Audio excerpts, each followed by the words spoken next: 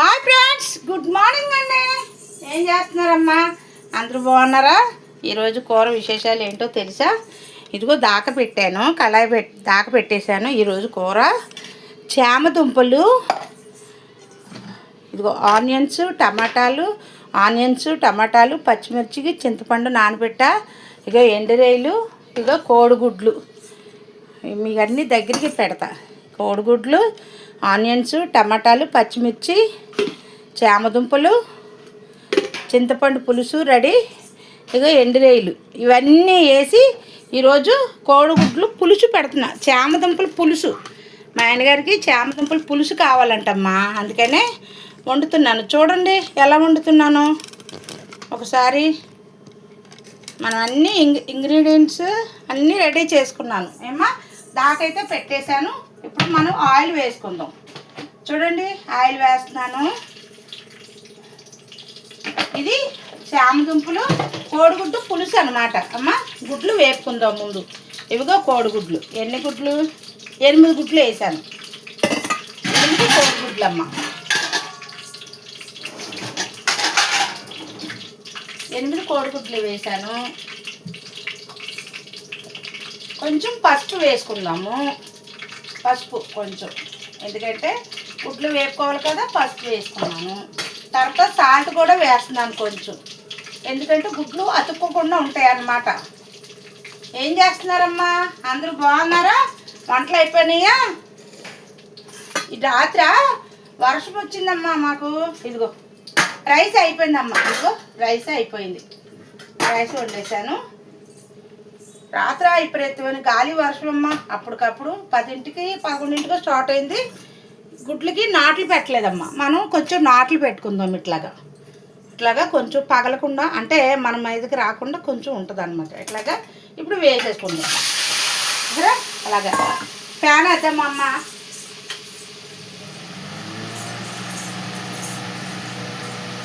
Fan వేస్తే కొంచెం వేడి అనేది బయటికి వెళ్ళిపోద్దమ్మా.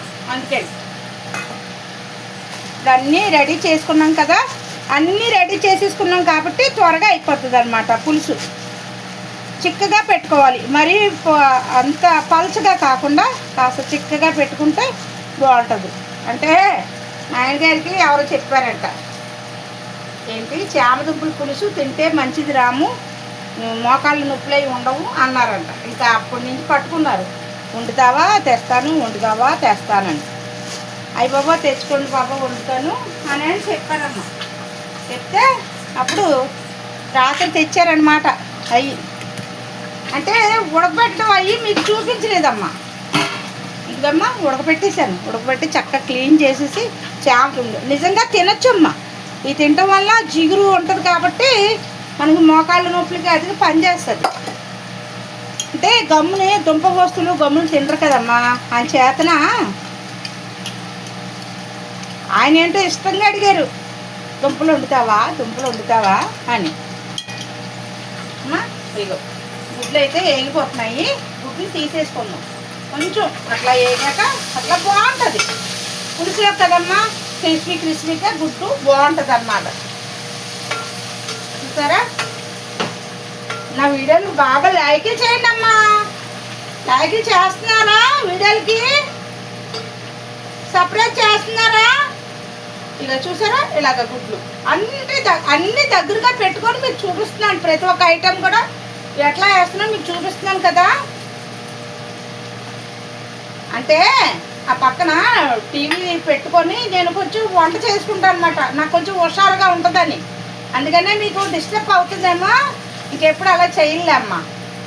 అంటే మాటలు వినపడుతున్నాయి కదా, అట్లా చేయను అమ్మ. ఇప్పుడు వెంట్రేలు వేసేసుకుందాం. కొన్ని ఏదో స్మెల్కి కొన్ని ఎంట్రేలు.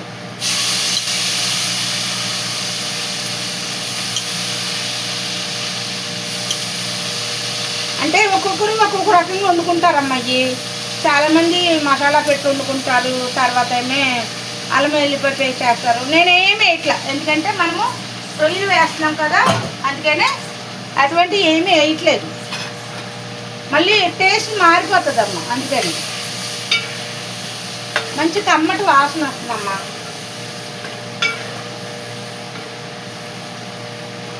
ఇప్పుడు ఇవి ఆనియన్స్ కరివేపాకు వేసుకుందాం. సరే, చిన్న ముక్కలు ఇలాగా కట్ చేసుకొని చిన్నగా ముక్కలు కట్ చేసుకుంటే గమ్మును ఉడుకుతుంది అన్నమాట, త్వరగా అయిపోతుంది.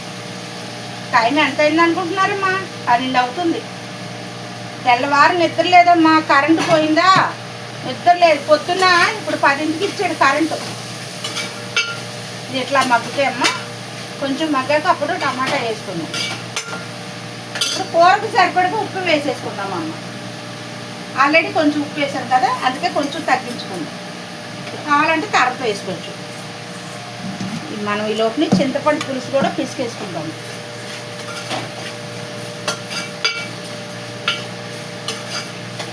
ఇలా చక్కగా మగ్గి పెట్టుకొని ఇలా చక్కగా మగ్గితే బాగుంటుంది అన్న. దాని మీద మూత పెట్టుకుందాం.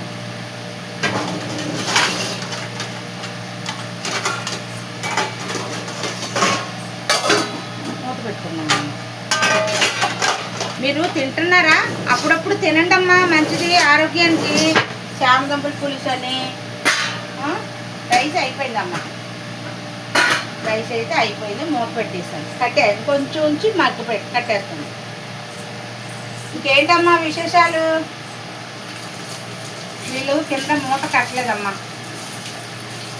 చాలా టైం అయింది మూత వేసి.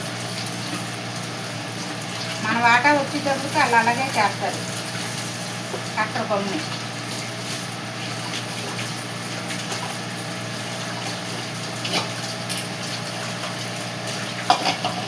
నా వీడియోలు చూసిన వాళ్ళు ప్రతి వాళ్ళకి నా ధన్యవాదాలమ్మా. నా వీడియోలు బాగా లైక్ చేయండి అమ్మా, సబ్స్క్రైబ్ చేయండి అమ్మా. ఇంకేంటమ్మా విశేషాలు? మే నెల అయిపోతుంది, జూన్ వచ్చేస్తుంది అమ్మా. మళ్ళీ పిల్లలు స్కూల్లో జాయిన్ చేయడం, మళ్ళీ వాళ్ళ బుక్స్ అని అయ్యని ఇవని చాలా యాతన పడాలి. ఏం చేస్తాం? మా తల్లిదండ్రులు మమ్మల్ని ఎలా పెంచారో మీ బిడ్డలు మీరు అలాగే పెంచుకోవాలమ్మా. అమ్మా ఏం చేస్తావు? కష్టం అని బాధపడకండి. ఈరోజు కష్టం ఇచ్చిన భగవంతుడు రేపొద్దున మంచిగా చేస్తాడమ్మా. కష్టపడాలి. కష్టపడి బతికినప్పుడు భగవంతుడు మనకు తోడుగా ఉంటాడు తెలుసా. మేము మీకంటే కష్టాలు పడ్డాము. మీకు ఇప్పుడు అన్ని టెక్నాలజీ మారిందమ్మా తెలుసా. మీకు ఇప్పుడు అన్ని టెక్నాలజీ మారింది. ఇప్పుడు శాలరీలు ఎక్కువ తెలుసా. మా చిన్నప్పుడు ఏమున్నాయి డబ్బులు? 15 రూపాయలతో వారం సరుకులు తెచ్చుకునేవాళ్ళు. 15 రూపాయలు మీకు తెలుసా. ఈరోజు 15 రూపాయలకి విలువ ఉందమ్మా. 30 ఏళ్ళ కిందట వారం రోజులు మార్కెట్ తెచ్చుకుంటే, వారం రోజులు సరుకులు కూరగాయలు తెచ్చుకుంటే అమ్మ 15 రూపాయలు మార్కెట్టే. తర్వాత ఫస్ట్ 15 రూపాయలు, తర్వాత 20 రూపాయలు, తర్వాత 25 రూపాయలు, అట్లాగా మరిగేది అనమాట. సంవత్సరానికి 5 రూపాయలు చొప్పున. మీకేం తెలుసమ్మా, ఇప్పుడు 1000 రూపాయలు ఖర్చు పెడుతున్నారు కానీ అప్పుడెప్పుడమ్మా మా బతుకులు ఎలాగా ఉన్నాయి, మేము ఎలా బ్రతకమో మీకేం తెలుసమ్మా. ఇప్పుడు వచ్చే పిల్లలకి ఏం తెలీదు. మా బాధలు మీరు పడకూడదనే మేము ఎప్పుడు కూడా కోరుకుంటాము. అర్థమైందా. ఒక మాట అన్నా గసిన్నా తిట్టినా మేము మంచిగా చెప్తాము. మీకు చెడ్డ అవ్వాలని మేము కోరుకోము ఎప్పుడు కూడా తెలుసమ్మా. అయ్యో పెద్దవాళ్ళు ఒక మాట అంటే అన్నారులే, మనల్లే కదా అన్నారని ఆలోచించుకోవాలి అమ్మా. నేను మంచిగా చెప్తున్నాను తెలుసా. నేను మంచిగా చెప్తున్నాను ఎందుకంటే మా తల్లిదండ్రుల పంపకం కరెంట్ పోయిందమ్మా. అలా ఉంది కాబట్టి ఇప్పుడు టమాటాలు వేసేసుకుందామమ్మ. మగ్గిపోయినాయి అమ్మ, ఉల్లిపాయలు మగ్గినాయి కదా, అందుకనే టమాటా వేసేసుకుందాం. నేను ఎవరికైనా మంచిగా చెప్తానమ్మా, చెడు ఎందుకు చెప్పాలి తెలుసా. మనకు తెలిసినంత మనకి మంచిగా చెప్పుకోవాలి.